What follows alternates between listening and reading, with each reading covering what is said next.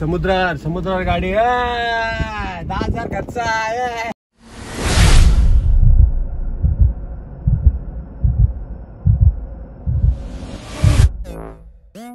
आता आम्ही गोव्याला आलेलो आहोत.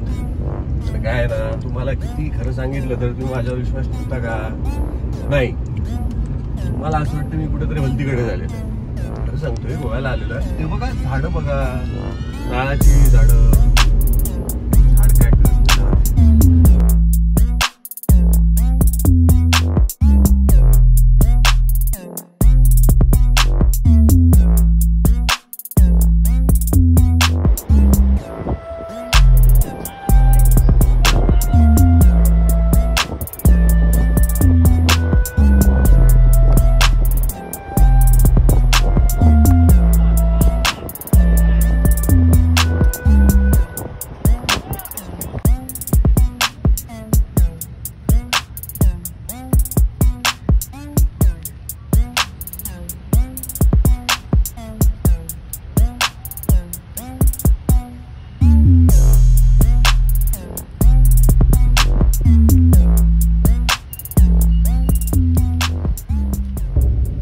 दुसऱ्या दिवशी चेकआउट करून निघताना आम्हाला समुद्राचा व्ह्यू चांगला दिसला, म्हणून आम्ही किनाऱ्यावर गाडी वळवली आणि गाडी अक्षरशः रेतीत रुतली.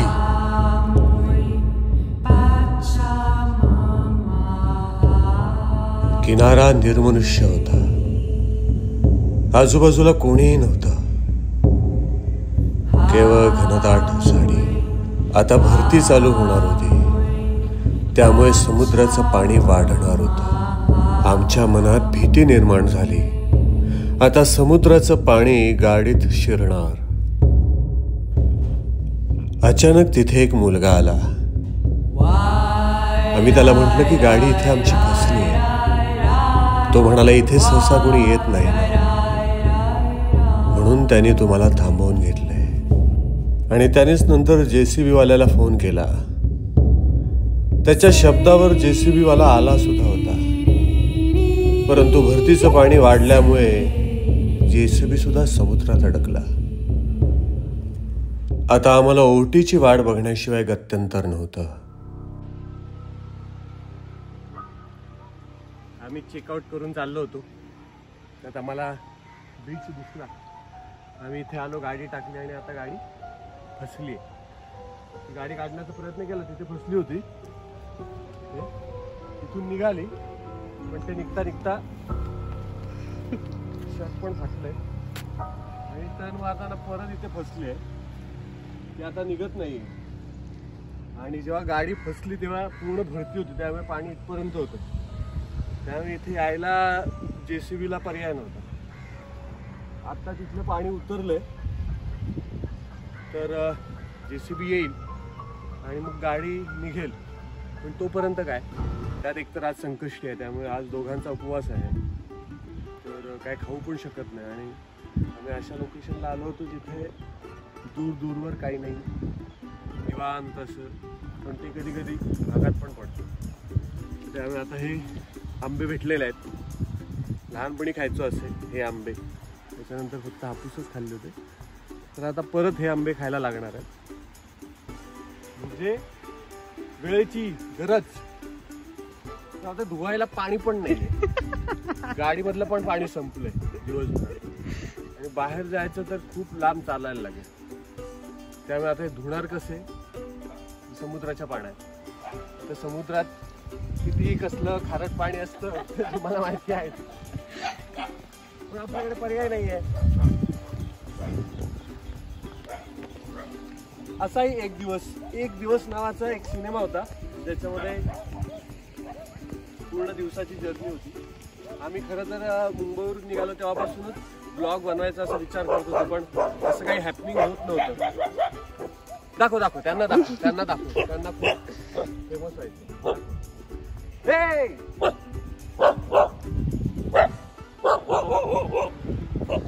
आता आपसुकच हा कॉन्टेंट झाला की गाडी फसली आहे आणि तुम्ही कसं सर्व्हाइव्ह कराल. मुळात पहिला प्रश्न हा आहे की समुद्रावर गाडीच घेऊन जाऊ नका. आम्ही सकाळी चेकआउट केलं होतं काहीतरी 11 वाजता आणि अजूनपर्यंत म्हणजे संध्याकाळचे 5 वाजलेत आम्ही इथेच आहोत समुद्रावर. त्याच्यानंतर आम्ही परत मध्ये थोड्या वेळासाठी रूम घेतली होती, पण ते सगळं दिवस अख्खा मेल झाला.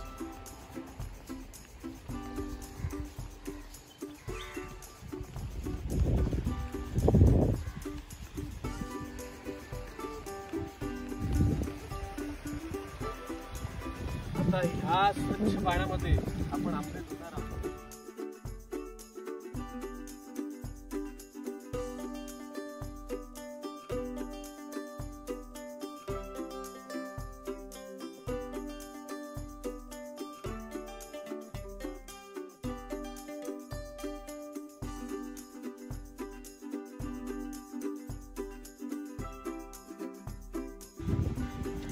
हा समुद्राच्या पाण्याने आंबा धुतलाय,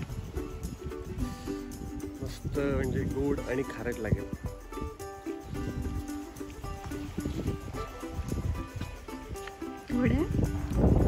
चांगला आहे. त्यात काय सकाळपासून काही खाल्लेलं नाही, पाणी पण नाही, त्यामुळे आंबा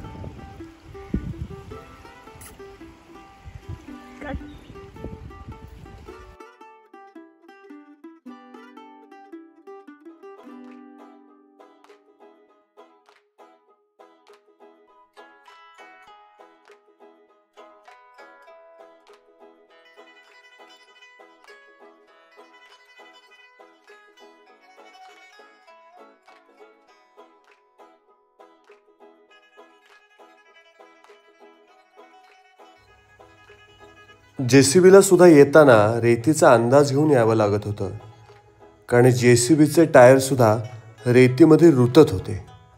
म्हणून तो रिव्हर्स जाऊन परत दुसऱ्या रस्त्याने पुढे आला.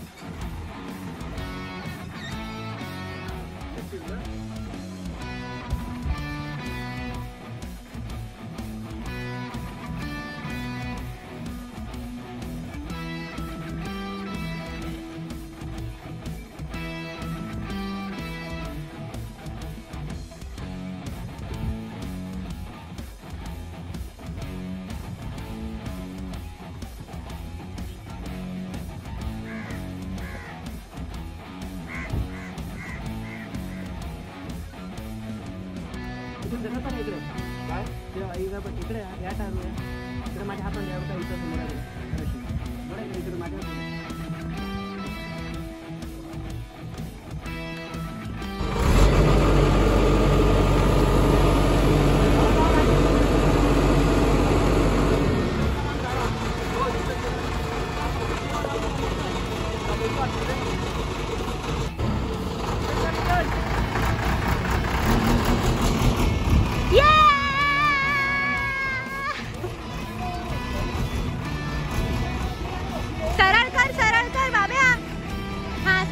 सरळ ठेव. हा आता सरळ काढायला घे.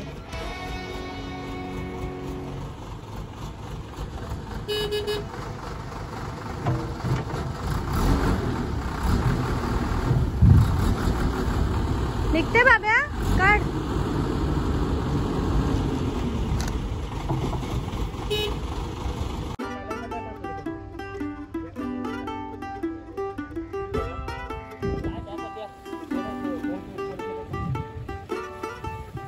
निघालेली आहे आणि काय म्हणतायत खूप वेळ गेला, खर्च झाला, पण असं बीचवर कोण गाडी चालवेल का? आपण चालवली, याच्यात आनंद मानायचा आणि आलेला दिवस एन्जॉय करायचा. बघा ना, समुद्रावर असं कोण गाडी चालेल का सांगा मला. समुद्रावर असं गाडी कोण चालेल का? आरामशीर मस्त की बसून बीचवर.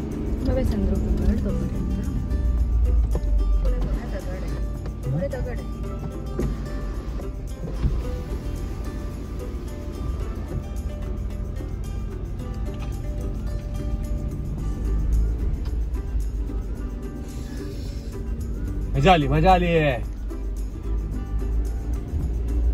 आणि आता टेन्शन नाही, कारण का मागे आपल्या जेसीबी आहे. परत अडकली जेसीबी आहे, घाबरायचं नाही. कळलं काय? बिंदास. फेवरेट टाइम बाबा.